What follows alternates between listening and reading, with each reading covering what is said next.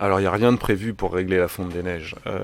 Ça va continuer un peu, ça va continuer. Ce qui est prévu, c'est d'essayer de ralentir cette fonte et de faire en sorte qu'elle ne dépasse pas un certain seuil.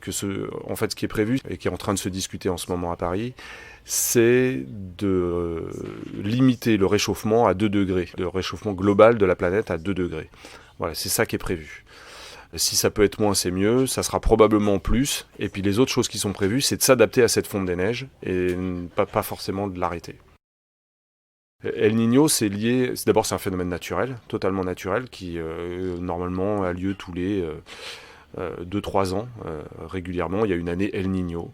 Ça correspond à une élévation de la température de l'eau dans l'océan Indien et dans le Pacifique Sud, en fait. L'eau augmentant, ce phénomène est de plus en plus fréquent. Donc on n'a pas de solution, c'est un phénomène global, c'est à des échelles gigantesques. C'est-à-dire qu'il faut se rendre compte de la taille du Pacifique ou de l'océan Indien.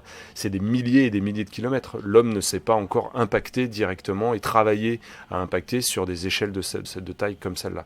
Donc les solutions sont plus globales.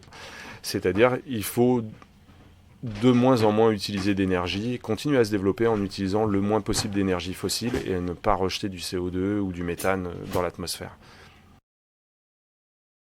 Alors les catastrophes climatiques, si on ne fait rien, a priori vont augmenter. C'est-à-dire comme il y aura plus d'énergie dans le système, dans l'atmosphère, cette énergie, en fait, elle se traduit particulièrement par des tempêtes. Plus de cyclones, plus de typhons, des tempêtes plus importantes, des tempêtes qui se déplacent.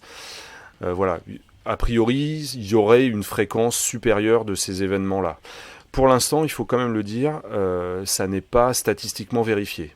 Il n'y a personne qui peut dire maintenant, oui, ça y est, on a passé le cap, il y a plus de tempêtes. C'est quelque chose qu'on suppose logiquement, mais qu'on n'a pas encore vérifié, qui n'existe pas encore. Ce qu'on constate un peu, c'est un déplacement des tempêtes vers le nord. Par exemple, dans l'Atlantique Nord, elles sont déplacées. On peut dire, oui, ça c'est vrai, c'est fait. Mais par contre, leur fréquence n'a pas encore augmenté. Bah déjà, le Québec sous la neige, c'est assez sympa, donc ça peut être un peu embêtant. Je pense qu'il y en aura toujours, hein, parce que le Québec est pas assez au nord.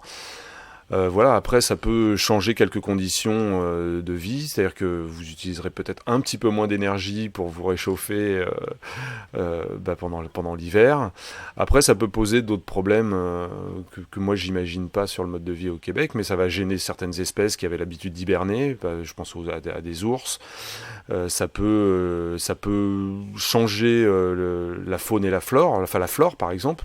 S'il fait un peu plus chaud, qu'il y a l'hiver un peu moins long, peut-être que des nouvelles plantes vont pouvoir s'installer au Québec. Donc il y a des choses qui vont changer. Pas des grandes choses, mais il y a des choses qui vont changer.